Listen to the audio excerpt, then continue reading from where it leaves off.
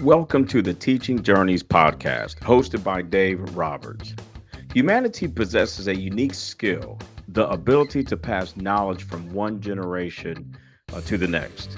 This podcast embraces that ability, offering learning opportunities through conversations with extraordinary guests. Dave aims to leave a positive mark on individuals around the world. So before you dive into today's episode, please share this podcast with your network, including friends, family, and colleagues. And please consider leaving a rating or review. Your support makes all the difference.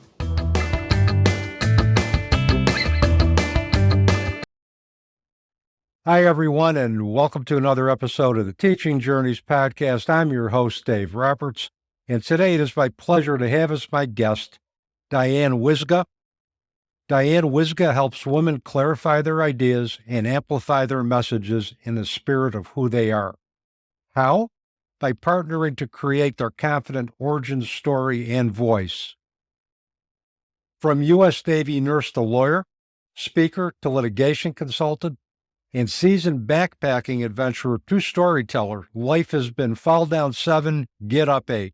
For 30 years, Diane has been helping professionals take their story from a message only they could hear to the publishing world, the courtroom, hospitals, board meetings, and the airwaves.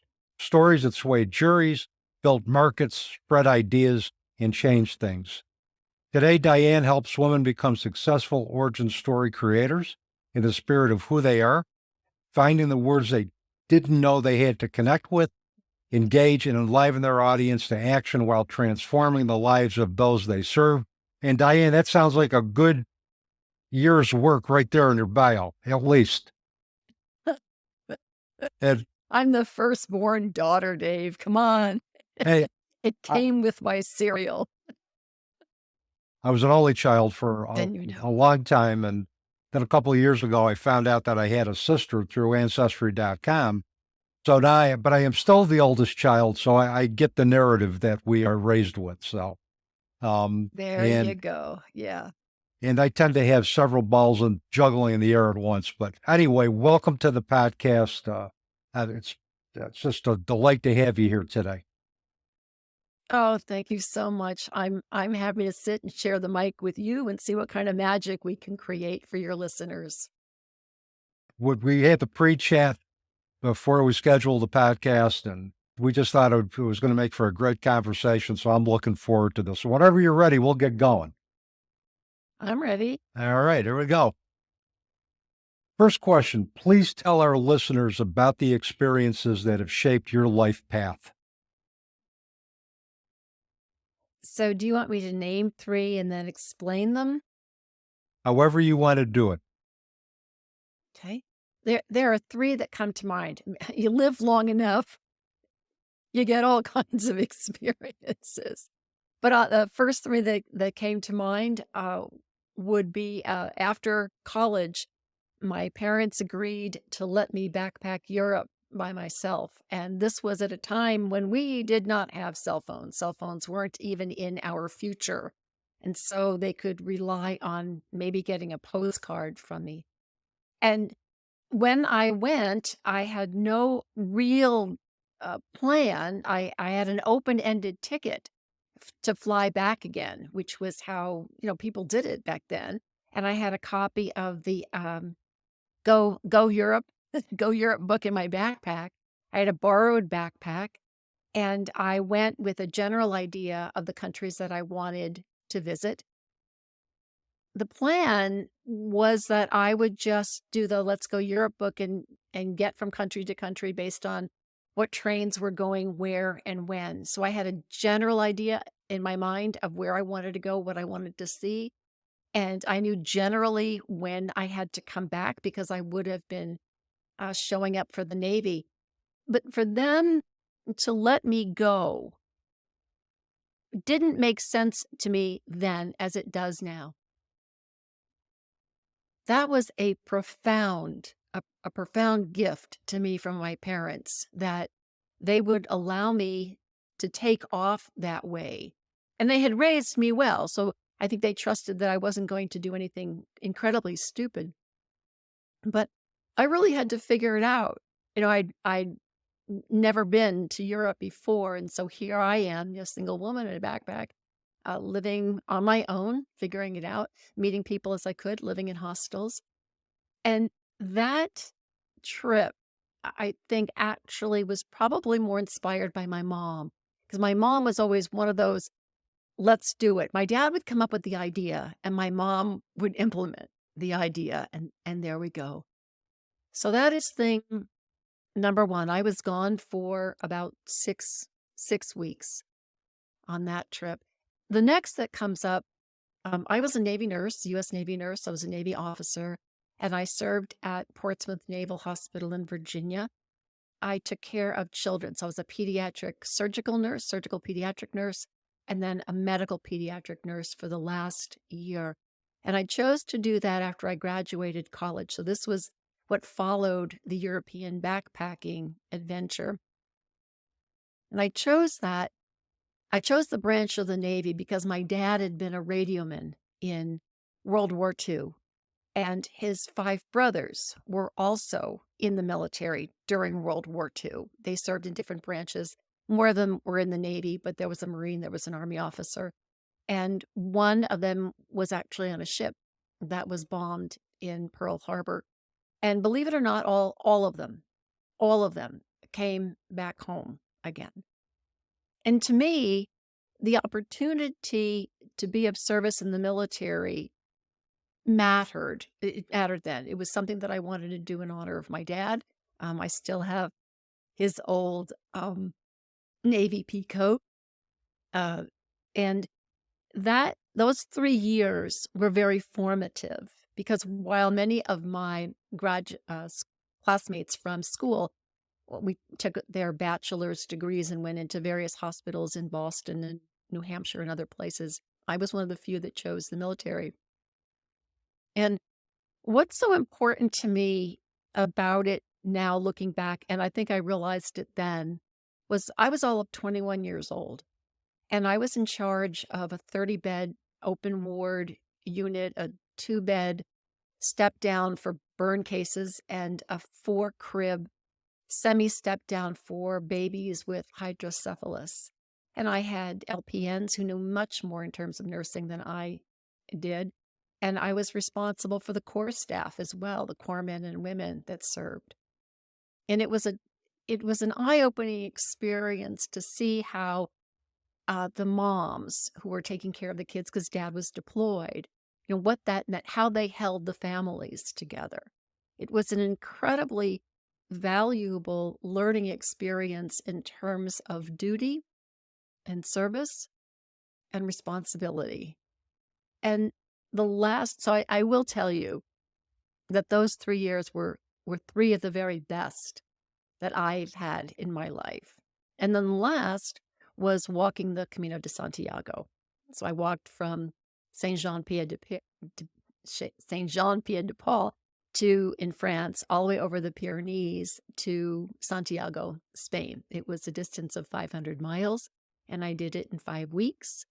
And I took a backpack, my own this time, and had that experience of being on pilgrimage. So it's kind of like bookends, in a way, of my life. I'm not done walking yet, but those 2 backpacking adventures really do stand as pillars to either side of my life. And then the military service in the early part. Yeah, those are 3 good experiences. Thank you for asking.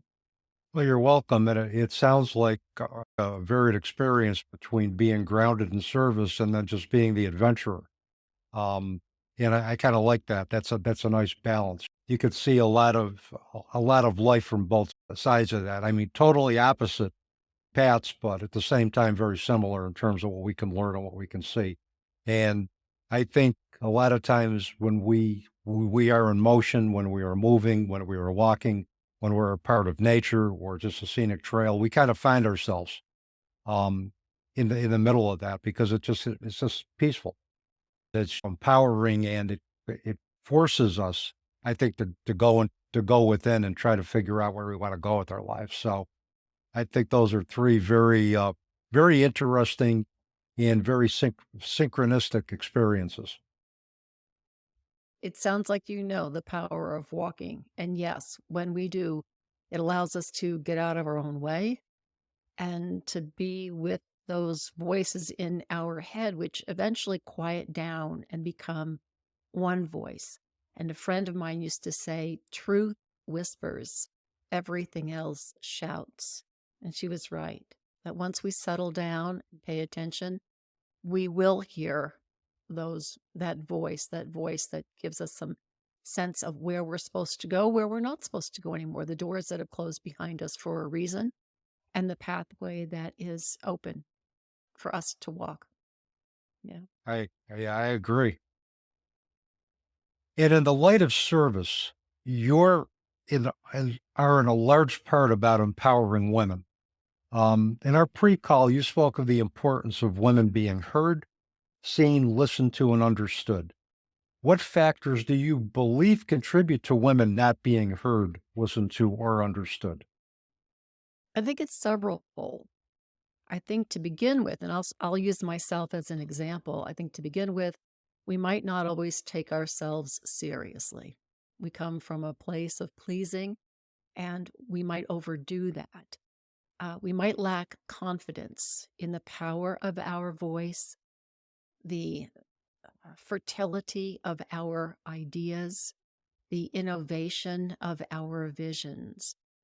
And I think that that goes hand in glove with a culture that for millennia has had women in the back seat in a second place position.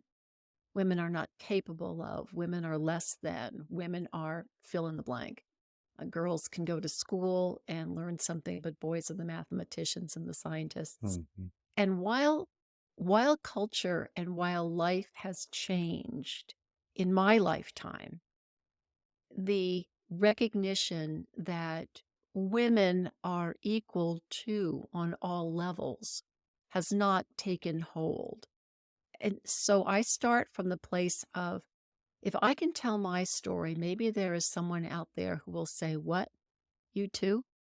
I thought I was the only one. And I also think that it's the generations behind us.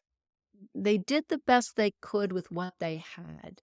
And I love my mom to death, even though she's gone over the rainbow bridge, as it were. But she came up in a generation, and her mom came up in a generation, and that continued to influence. So as each generation goes forward and we stand on the shoulders of those who have gone behind us, we can open up more doors. We can express ourselves more clearly. We can stand more confidently in our voice, in our words, in our capabilities. So I think that while the culture and the generations that we came from were at a disadvantage for lack of knowing better, if you will, or the opportunities that weren't present, have had the effect of us being able to say, wait a minute, we can do better. And I imagine that the generations going forward, we're seeing it now. We're seeing it now all across the country. We're seeing it now with the young people. Wait a minute, I think I know how to do this better. I can use my voice a little bit more confidently. I can speak my ideas with conviction. So I think it's partly gender, it's partly culture, it's partly politics, it's partly religion. And if we look at the pillars of civilization, social, political, intellectual, religious, and economic, we can point to each of those pillars and say they each had an influence in holding women back. And it is up to us to start chipping away at those pillars, unbalancing the status quo, not in a mean way, not in a hateful way, but in a way that says we have more to offer than even we could have imagined. And we want a place at the table. Men need to be able to listen to what women have to offer because it's basically about shared values and also complementary skills. We need to look at capability, we need to look at shared values, and we need to just cut across the whole gender divide. I love women who are empowered, who feel empowered, who are independent, who have their own voice. I was raised by three very strong women after my father left when I was 5 years old. And they were good role models for me. And they went beyond whatever gender expectations were back in the 60s. And they found their own niche, they found their own voice. And because of their influence, I married somebody who has her own voice and was independent. And I prefer strong, independent individuals, men or women. But Yes. Mhm. I I I love the independent piece of any woman that comes across and just says, "Hey, this is me. This is what I represent. Great. Let's have a conversation. Let's see where our values align. And if our values don't align, we just walk away very amicably. We just realize that, hey, we just didn't click. We just didn't resonate, and that's okay. Yeah, But absolutely. but we have to give each other space for our values to come out, our skills to come out, and we have to do it with respect. Yes. Yes. And yes. And when I say that women should be seen, heard, understood, and listened to, that understanding part then converts. So if we feel that we are understood, if we feel we're making ourselves understood, if we feel that we're being taken seriously in the ways that you already spoke about, then we are much more capable of turning that understanding around to someone else. So think about the young women that are coming up, but I'm also thinking about the immigrants. I'm thinking about the many people that are coming into this country who have a plethora of skills and shared values. How do we how do we bring them into the setting? How do we give them a place at the table? Because while they might not look like us or sound like us, or have been trained in skills in the same way, they deserve, and we owe them a measure of respect and common decency so that we can understand where they came from, Mhm. what they're doing here. What do they want? What do they want to achieve? How do they see the world shaping up for themselves? So then it begins to ripple out across a great big lake. So we've done it for ourselves and then we're doing it for others. And so each one lift one becomes the way of the world. And the last person out can shut off the lights. Absolutely. And I think what you touched on is so important is that we need to create a space for everybody's narrative and story to unfold because we can learn from that. And we also understand how an individual came to the perceptions that they came to, how they acquired their values, what their influences were. And then we can begin to find some common ground. Well, there'll be differences, of course, because we're not all Yeah. the same. But the key for me is finding commonality within the difference. And that's where we come together. Yes, it is. Because as you said earlier, part of that is our values. Where are we Mhm. aligned in our values? Do we sync up that way? And also, um, once we understand what someone else is going through, we have a better opportunity to help them achieve that. So then it becomes an opportunity for each of us to lift the others so that we all have a chance. We all have an opportunity. Absolutely. So, in your work with women, what tools, resources do you provide to help them find their voices, to become empowered? That's a great question.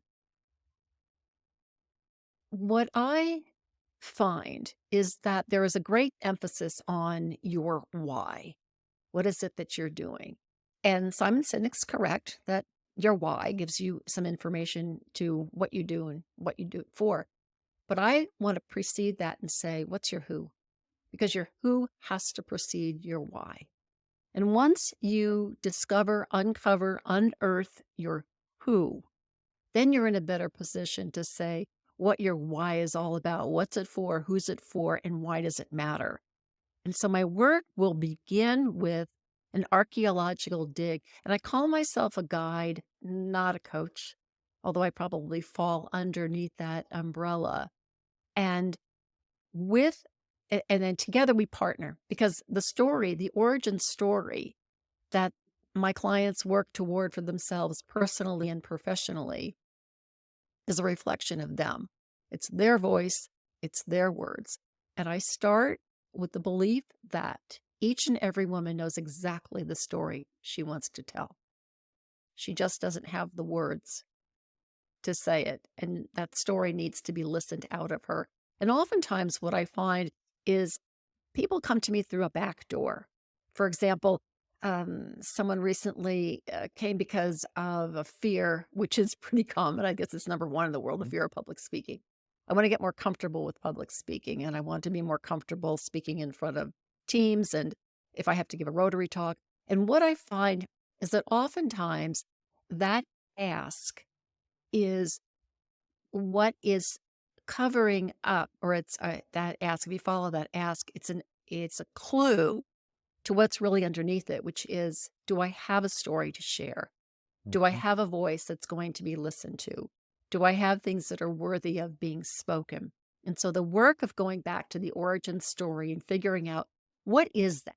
How did you get from there to here? And it doesn't have to be from diapers to today. We find a slice of your timeline that is important. It's significant based on what it is you want to accomplish, to whom you're speaking, what audience you're presenting to. And we start to uncover what is the origin story, and we do that by an archaeological dig.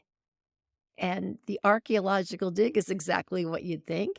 We go back and we look at the civilization that you lived in, and what shows up. What are the values? What are the values that show up in your life that have always been there from the time you were a kid? And so for me, from the time I was a kid, speaking my mind, fairness, and curiosity, those have been important. And those values have run like a river under my life. But only when I sat down and looked at it could I figure that out.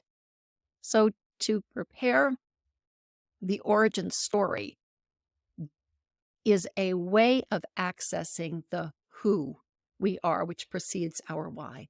And it helps us understand what we're doing, for whom we're doing it, and why we're doing it. And then once that's in place, the sharing of it, the delivery is the next step. Because once we can stand in our power and speak with confidence and conviction about how did we get from there to here, and it also gives us a clue to how we're going to get from here to there. So it's working on that. It's working on that origin story, and that origin story can be turned around professionally as marketing, as personal branding. It can go in an about page. It can go in a keynote. Personally, it just will help inform. Where did I come from? Where am I going? What am I doing here with the cosmic contract I signed? Does that answer the question? Oh, that answers the question beautifully. And I like the fact that you threw cosmic contracts in there, because I'm a firm believer that we come into this lifetime with a specific cosmic or soul contract with those individuals who are also in our soul groups. And this has been influenced by the work of Diane Wyzga in his book, Many Lives, Many Masters. And in my own life, I've come to believe that this isn't the only time for me in the physical incarnation. There have been other times. There have been other life narratives that have unfolded in different times.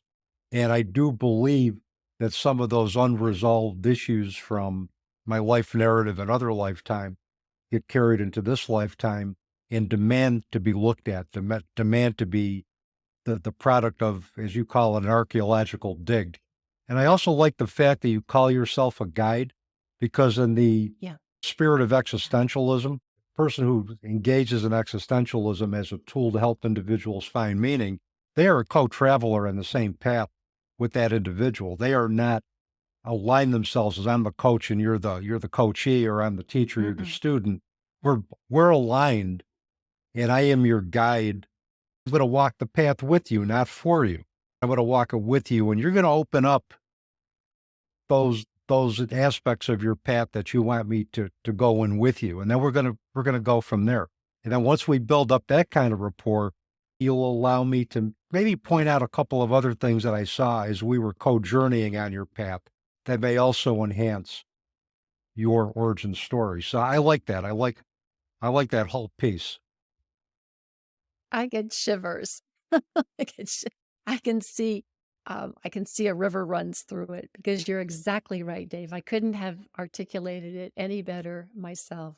That is it. And the power is with the one that is walking along with us, the one that will show us what do they need to learn, what do they want to see and hear and feel. And when they are ready, into what rooms will they invite us so that we can be of further use or support to them. So yeah, absolutely. We're simpatico. We're big time simpatico, capital letters simpatico, Oh, if that's absolutely. possible. Oh, I think anything's possible. We don't have to label the human experience, Diane. We can create any type of words we want at this Yeah. point and capitalize as many letters as we want. There's no limits to what we can do. There's No. only potential and no limits. Another question See that kind that? of Go ahead. no, you go Go ahead. on. Okay. Oh no, it was just the word potential.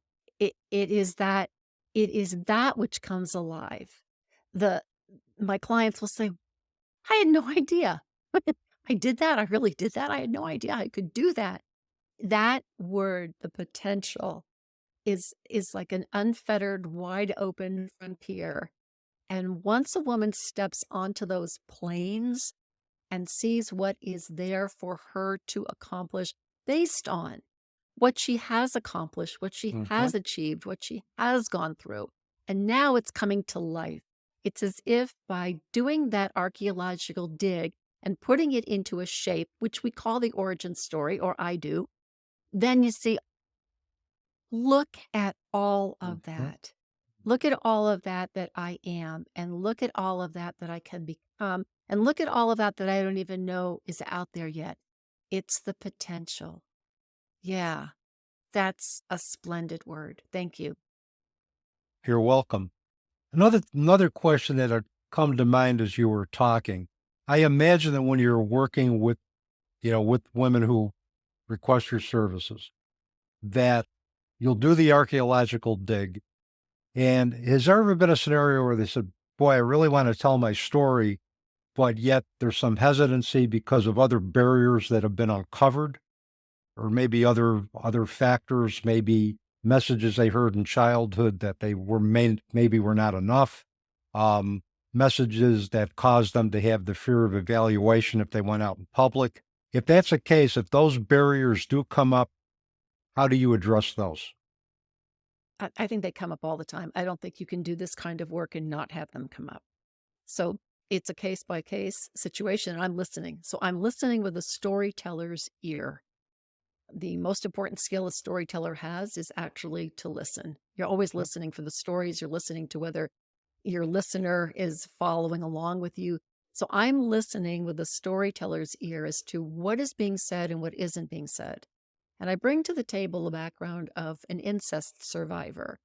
And so I'm listening with a particular ear because anyone who is an incest survivor knows that there is the fear of the voice being shut down, of not being believed, of being told that you're a liar, fill in the blank. And so there is a critical listening that's going on beyond the initial ask. And if I feel that I've been invited into that space, then we can work on that. And I will start by sharing my story. And you don't have to go into the dance of the seven veils and take away all the veils. It's enough to say, may I share my story with you? I think this is an appropriate place for it. As an incest survivor, I learned that, and this is how it showed up in my life. And these are the steps that I had to take to reverse that and take the conversation from there. So the other part of it is we don't have to reveal all of the ills that have taken place within that situation. We don't have to reveal all the details is probably the better way to say it. It can be sufficient to say, I'm an incest survivor. without having to fill in the nitty-gritty. What is important is having done the work around that issue. So I'm not a therapist, although storytelling is therapeutic. And sometimes the telling of the story is enough. If it isn't, then we're going to a different plane of therapy that's not in my world, but I can direct to that world. But doing the work so that when you tell that story, your listeners don't feel that they have to reach out and hold you and catch you. And so I have a story that I tell often. It's very short, but it goes through the the ask to the universe that I wanted something completely different. I wanted a clean slate. And within the space of 9 months, I lost my mom, my marriage, and my law firm position. And what happened to me after that kind of made my bed my new best friend. And what happened after that was the kindness of a stranger. So I can tell that story with detail and I can do it quickly. But what makes that story understandable is this. You were talking earlier about values, and around the world, we understand those. Around the world, we also understand truths with a capital T. We understand love and hate and betrayal and friendship and whatever. So if I'm telling that story, people who have not experienced the same situations as I have will understand loss, will understand disappointment, will understand losing their way because we've all had it. I mean, you live long enough, you get everything, and then sometimes you get it twice. And so for my clients, it becomes a matter of being vulnerable to them with my story so that if we go back to your example of the guide, I get invited in to hear their story. And then depending on what that story is, what the woman wants to do with it, who she wants to tell it to, if anything, will determine our next steps. And I think it's important for us, particularly with the life challenges we all have, to be as transparent with those as possible. I teach a death, dying, and bereavement course at Utica University. I am very transparent with my loss history. If I want my students, and I do want them to be able to become comfortable talking about death, I need to be able to model that I'm comfortable talking about my losses and what I've done to transcend those. Because if I can't model vulnerability to them, they're not going to have permission in that setting to be vulnerable. And the other things you mentioned, active listening, I tell my students this all the time. If you want to get an understanding of somebody's background, listen first, commit to listening first, let the story unfold, and then reflect. And for individuals who are incest survivors, who have been victims of either physical abuse, emotional abuse, and again, sexual abuse, or have witnessed that, you need to allow them to find their emotional comfort zone. If they only want to go a specific ways with their story, allow them to do that. Because like you said, it may not be important for them to go into details. It may just be important for them to say, look, I'm an incest survivor. I'm a survivor of physical or emotional abuse. And for them, that is important to allow that to stand as is, because it empowers them to do what they want to do, moving forward. So if we can empower them as guides or as therapists or as coaches, however we label ourselves, that is going to be the key, because we want to be able to build long-term relationships with individuals who come in. And we want to be able to bear witness to their growth from the beginning until the time that they tell us, I'm ready to step out on this on my own. You said something very important, along with many other things that have been very important. You said bearing witness. That's a critical aspect of this work, that we're bearing witness. In storytelling world, we say we're holding the space for the story to be told. It's a safe space. This is where you tell it. It can be held right here and you don't have to worry.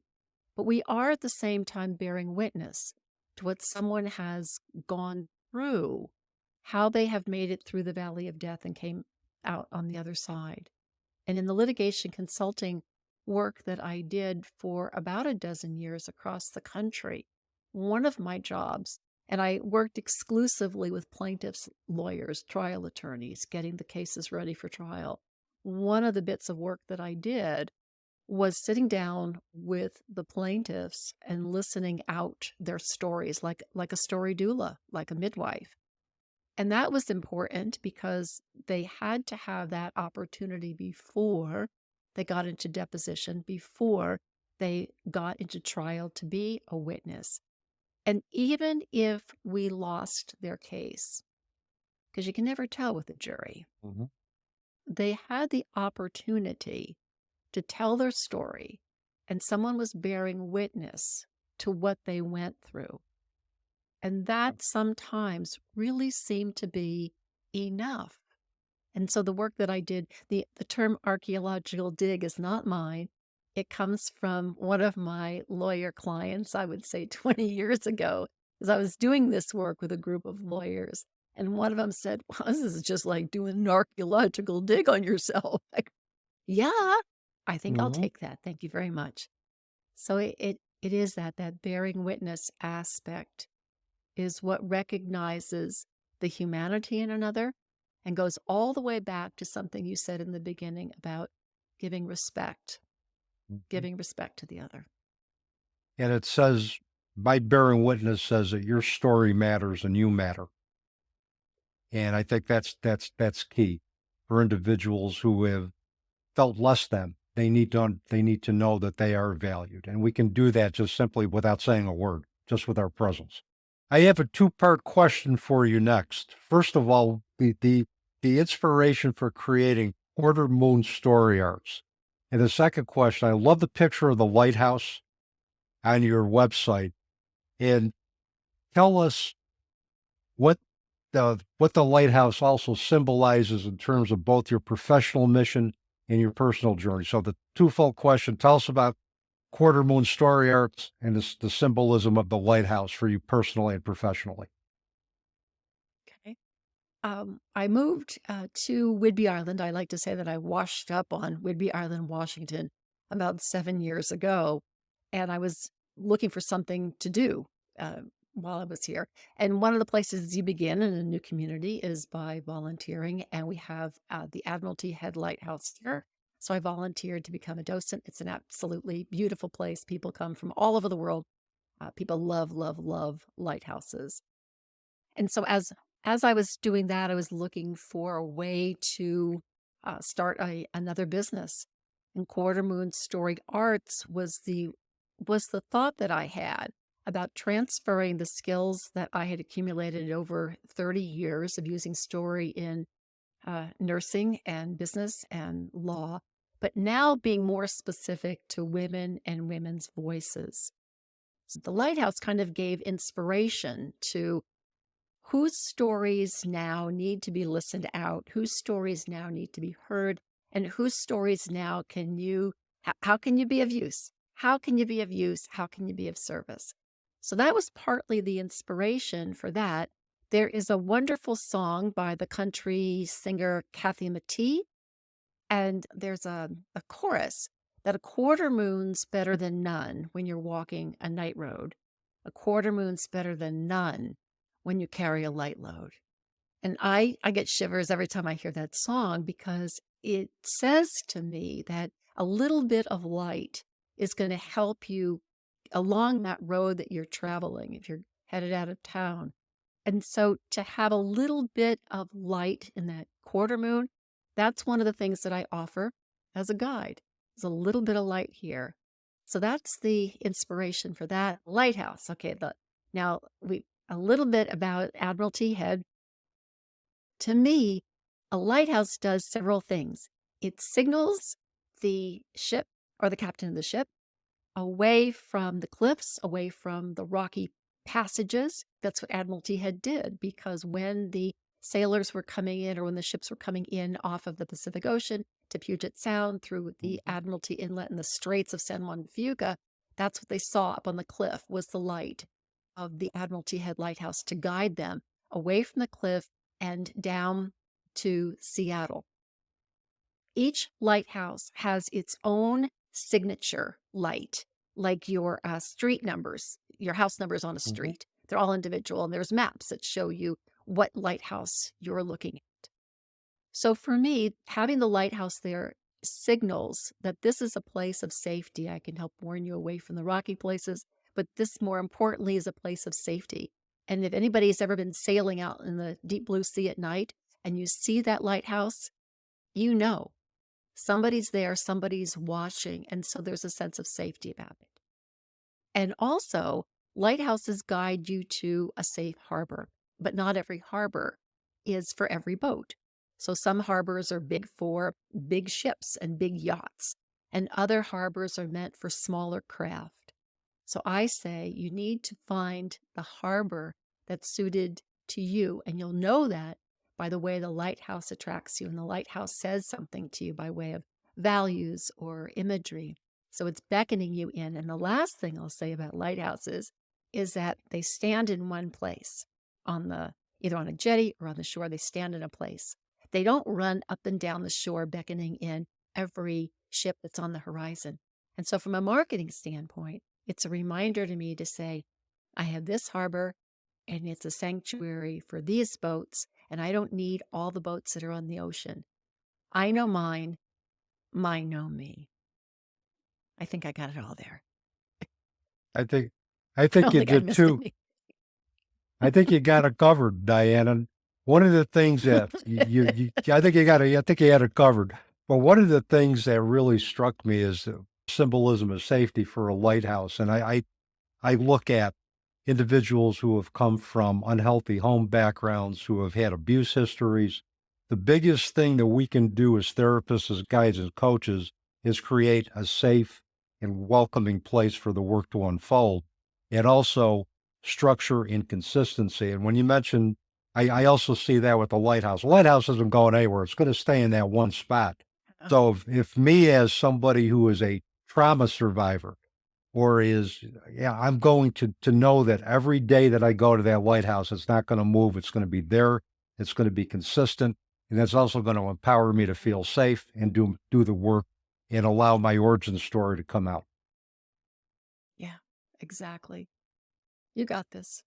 Couldn't have said it better myself. Well, thank you. And couple last questions. One, if you're going to leave our listeners with one thing today, what would that be? I am, I can, I will. Just say it over and over and over. And you wake up in the middle of the night and things look a little bit spooky as they do at 3:00 in the morning. I am, I can, I will. And like a lullaby, it becomes a mantra that is soothing because it's a good reminder of where you've come from and where you're going to. And you've done it before.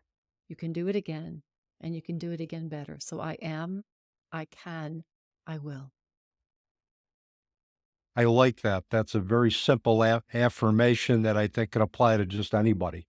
And it's very easy to use. And I am, I can, I will. I like that.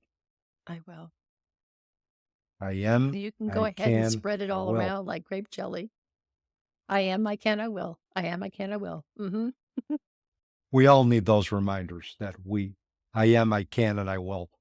Because part of the human experience is a lot of times we are going to question our value. We're going to question if what we're doing has had an impact. And I think that's just part of our ongoing archaeological dig. We're always in that constant state of questioning and striving for self-improvement. And sometimes when we're too hard on ourselves, a simple mantra like I am, I can, I will can get us regrounded and help put things back in perspective again. So thank you for that, Diane.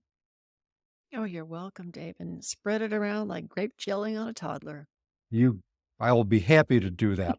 I'll spread it like grape jelly, but without the toddler. So we'll just do the grape jelly part. Finally, one last question for you. How can people get in touch with you? What's the best way for them to do that? The very best way is to go to my website, and that is storyarts.net. And there is a plethora of information there. You can hear some audios on what I do and what I offer. There is a place where you can set up a free 45-minute discovery chat with me. And it's an opportunity to bring your questions, your thoughts, your project. We'll have an opportunity to sit together. I can listen to what it is that you have in mind. And then we can make a decision about, is this a good fit for us? And how do we go forward together? So there's a page on the website to hire me for that. There's an easy peasy Calendly that you can choose as well. So that's thing number one. I'm on LinkedIn, if anybody is there. I have a wonderful podcast called Stories from Women Who Walk with daily 60 seconds. So it's on every single platform going, most especially, I think, Apple. It's a good place to hear me. And I say that it's become my business audio card because it shows people that I can take a message or a story, call to action, and reduce it to 60 seconds, 75 seconds. And as we know, levity is brevity. And that I've recently set up a Substack account, but it's still a work in progress. So the most reliable would be the Quartermoon Story Arts, or email me, Diane@quartermoonstoryarts.net. And I will make sure all of your contact information gets in the program notes on RSS and also on YouTube when we drop the video as well too. So, Diane, it was an absolute pleasure having you on the podcast today. I hope we can do this again sometime. I'm really looking forward to it, Dave. When you run into people who are just simpatico with you, you want to have them, move in next door, or if not that, sit on your front porch and have a piece of pie. So the invitation's always there. You find your way out to Whidbey Island. I'll leave a podcast burning in the window for you. That sounds good. I'll have to find the best way to get to Whidbey Island. So we'll figure it out. Pie will be waiting. And meanwhile, if there's a chance to circle back and share the mic with you, I would be privileged. Yeah. And I would be privileged and honored to have you back on too. So we have to do a part 2 at some point. Okay. That sounds good. Thank you again, Diane. And with that is a wrap on another episode of the Teaching Journeys podcast. I'm your host, Dave Roberts, wishing you peace.